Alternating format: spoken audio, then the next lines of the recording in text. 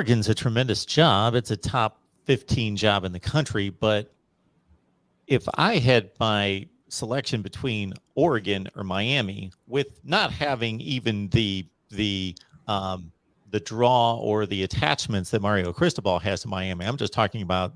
I'm a dude from Ohio. I'm just looking at two programs.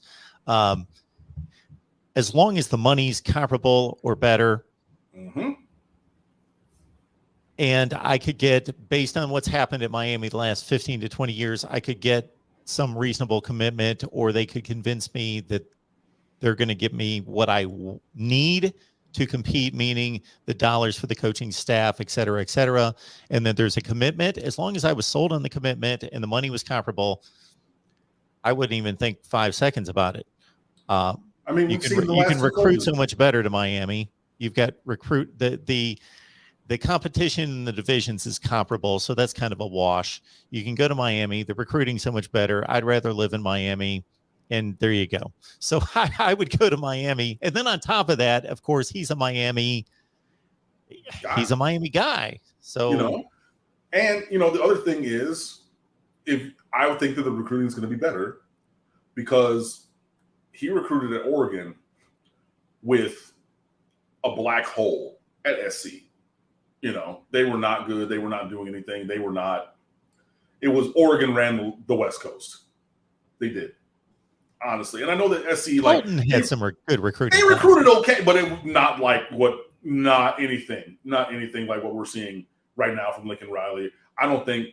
And again, I've talked about this before. There were pipeline schools that were, if you were good at this high school and you were a 4-star, 5-star, you're going to SC. Sure, that did not happen.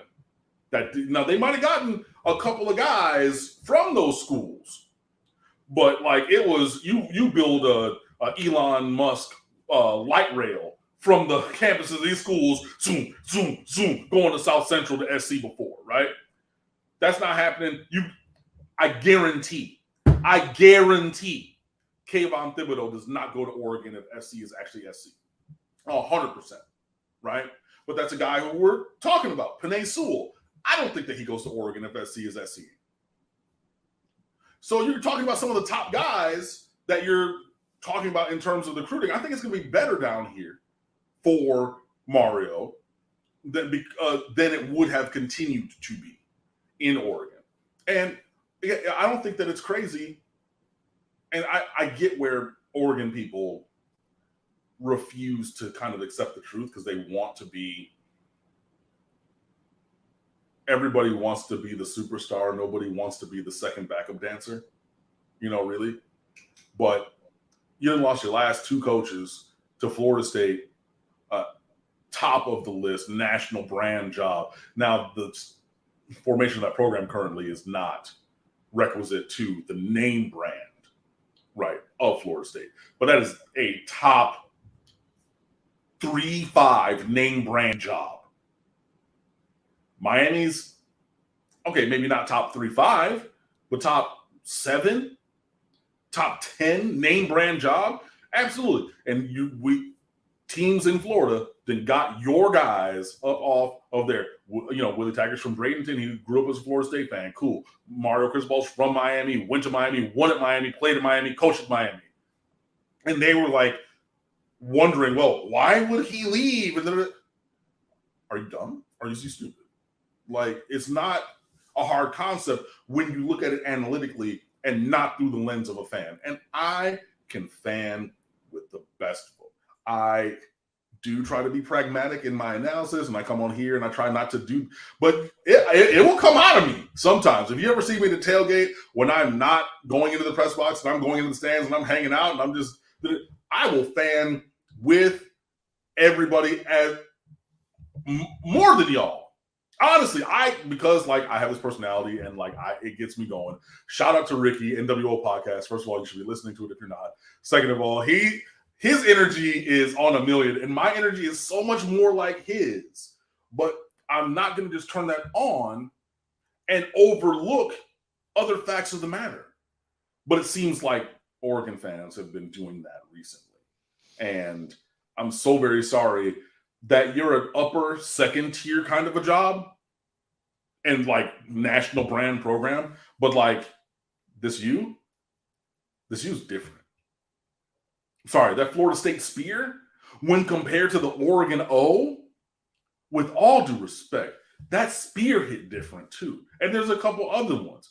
And I know you would say, oh, well, if our coach was going to Georgia or Alabama, that would be one thing.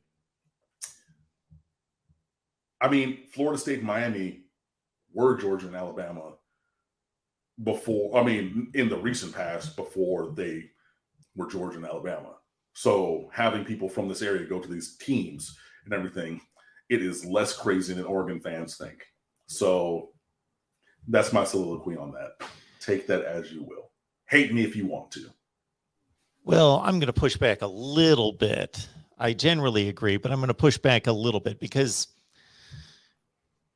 I take feedback every day and I take calls and all that sort of thing. So I would put different classes of fandom in different categories in regards to, you have your completely delusional fans. Yes. Yes. But then you have your reasonable fans who also take great pride in their program. And so you can understand them being a little unreasonable and stretch their brand or their reputation, stretch their accomplishments a little bit. You can understand that they're going to look at their program from a favorable standpoint. And so if I'm an Oregon fan and I'm going to do that and not, again, be unreasonable and say, we're Alabama, we're Ohio State, because you're not, but say over the last 10 years, we did play in 2 national championship games. And when Chip Kelly was there, we did own that conference and own it, like 33-3, own it. Yeah. Like be a top 3 team in the country for like 3 or 4 years. Mm-hmm. And again, come within a chip shot field goal of winning the national championship and then getting back to a national championship game 4 years later. So they've been that close. And there's a very short list of national champions over the course of a decade. Mm-hmm. And now with the Mario Cristobal run, again, getting to the top of the Pac-12 and not being a dominant team in the Pac-12, but being clearly the best team / program in the Pac-12 over the past 4 years, I can understand them taking a sense of pride in that and saying, unless you're named X, Y, Z, and there's only about 5 of them, we shouldn't have to take a back seat to you.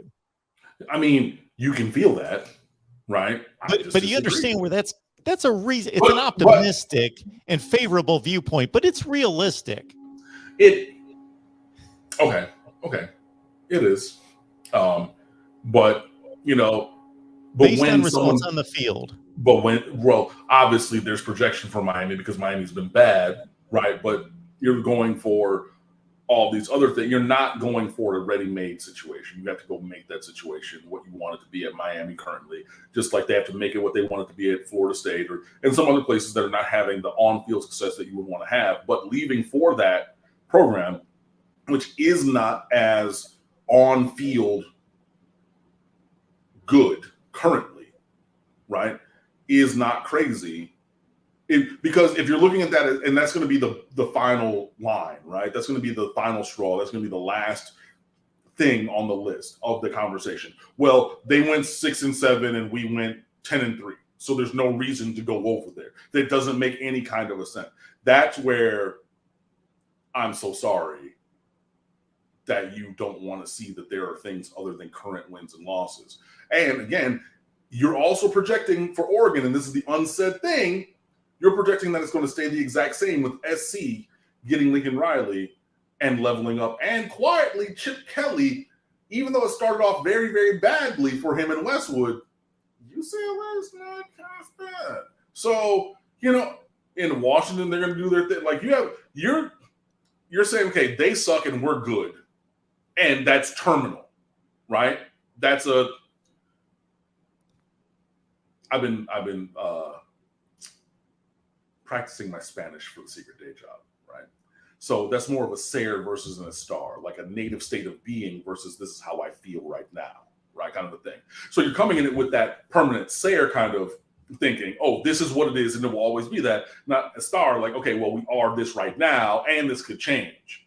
But the projection and I get it because you're arguing your point, but like the counterfactual is true, where yes, you're good now, but other teams are also developing. Also, the main team on the West Coast that can inhibit this massive talent acquisition string that you've been on.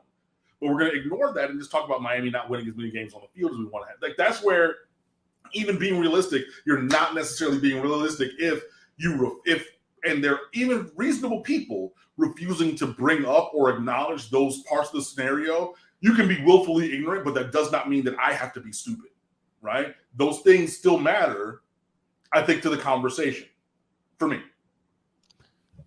I'm not discounting anything you just said. I agree with everything you said. I was simply taking the role of the Oregon fan to say I can understand how they would feel that way and it not be completely unreasonable. Okay.